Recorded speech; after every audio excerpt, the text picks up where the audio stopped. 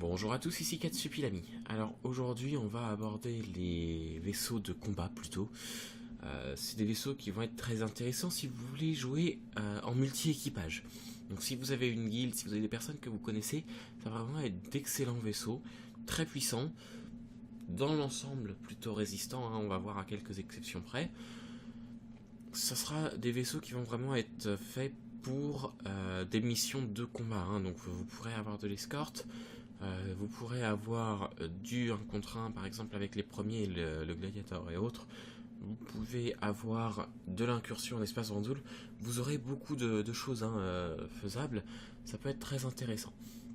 Donc je vous montre rapidement les 9 vaisseaux qu'il y a aujourd'hui.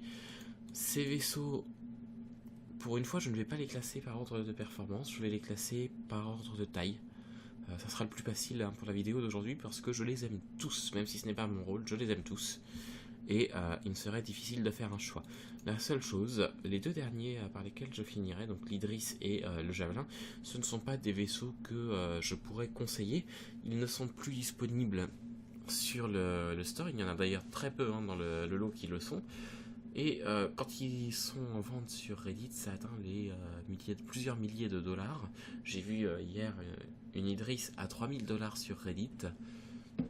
C'est pas vraiment du vaisseau qu'on achète au début, hein. Vous pourrez les capturer en jeu, il n'y a pas de souci si ça vous intéresse.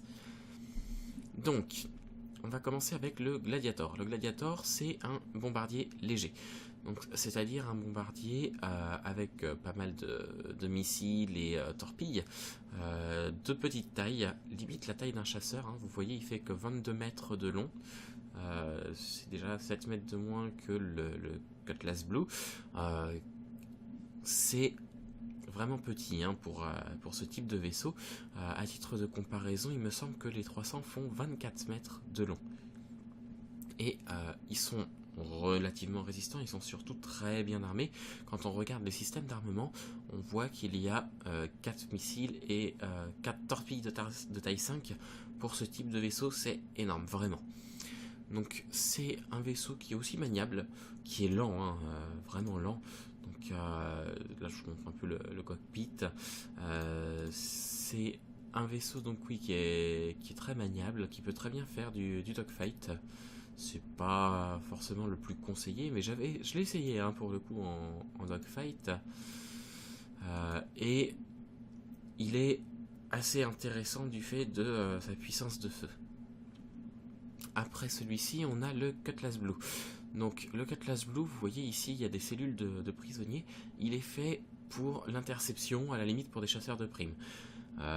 Au vu de la réputation de la marque du vaisseau, ça sera aussi un vaisseau pour les marchands d'esclaves. Donc si vous en voyez un, faites attention, hein. Si vous avez quelque chose à vous reprocher, vous risquez gros. Si vous n'avez rien à vous reprocher aussi, ça sera vraiment le marchand d'esclaves par excellence. C'est aussi un vaisseau qui est moyennement armé, hein, pour le coup. Quand on regarde ses systèmes d'armement, c'est correct, c'est bien plus qu'un chasseur de base, mais c'est pas forcément autant qu'un chasseur évolué comme un Vanguard, comme un F7A, enfin bref. C'est du vaisseau de combat et qui est fait pour l'interception de vaisseaux de taille moyenne, hein, pas pour la chasse. Après ça, vous avez le Freelancer Miss, qui est un petit peu mieux armé, hein, comme vous le voyez, avec des systèmes d'armement qui vont jusqu'à la taille 5. Donc pour un vaisseau de cette taille, c'est pas mal du tout. Donc voilà le Freelancer Miss en photo. Donc vous voyez un peu ces missiles ici. Vous voyez des bonnes tourelles. Enfin, ça sera un vaisseau assez blindé et plutôt maniable pour 2 personnes, qui sera intéressant. À vous de voir si ça peut être bien. C'est 2 personnes, hein, pour l'équipage, je crois. On va vérifier ça tout de suite. 3 personnes, pardon, pour l'équipage.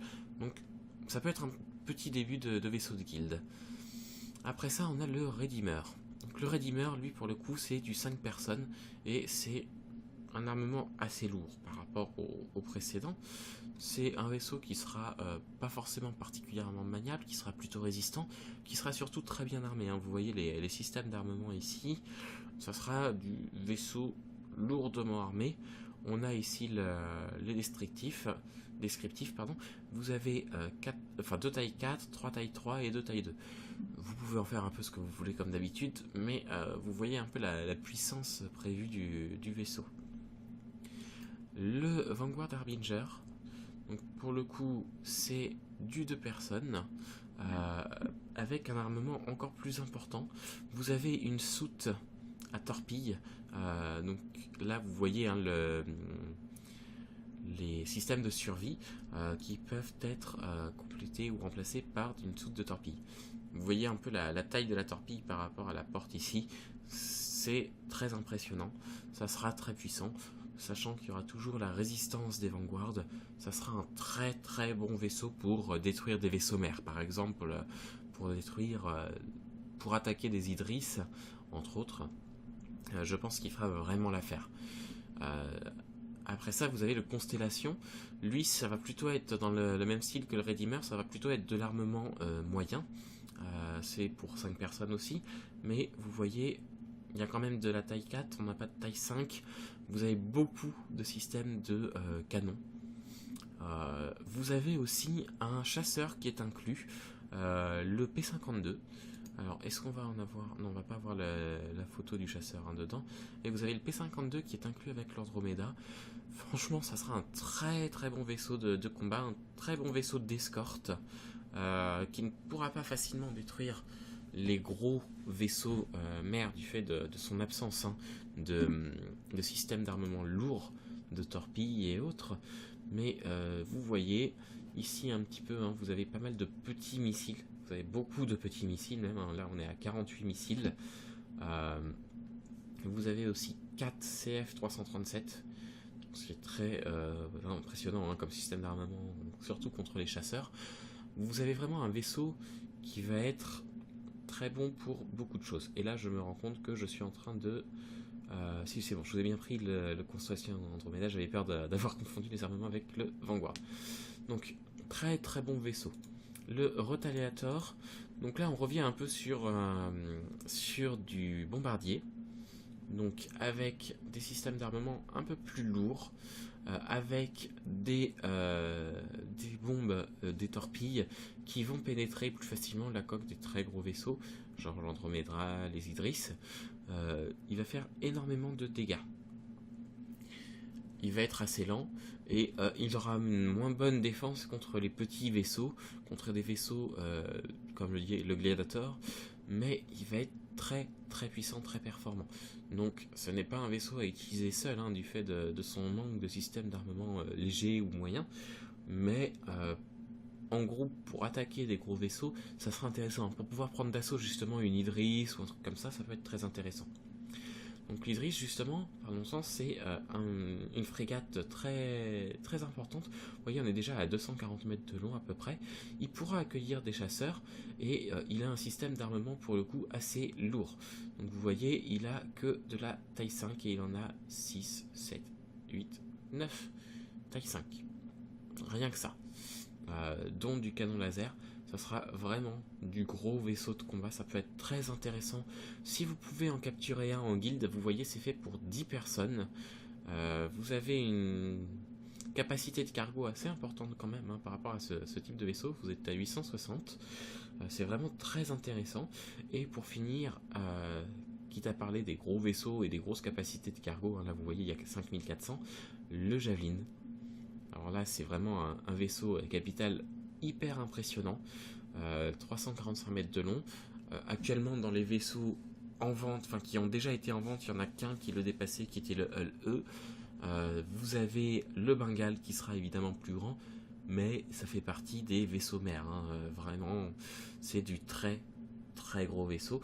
On le voit d'ailleurs avec ces systèmes d'armement, on est carrément à 13 taille 5, 2 taille 7 et 2 encore inconnus. C'est bourrin. Ça sera super intéressant.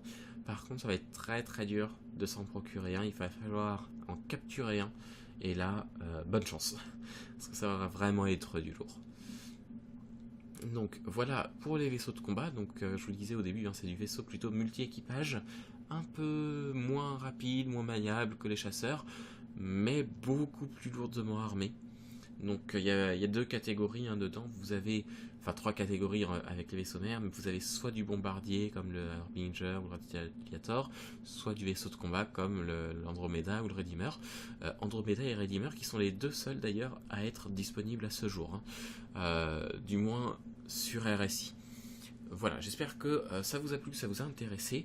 Juste, s'il y avait un choix à faire, euh, j'aime bien jouer des vaisseaux seuls, donc je pense que ça serait le Vanguard, hein. Pour moi, ça serait le Vanguard Harbinger.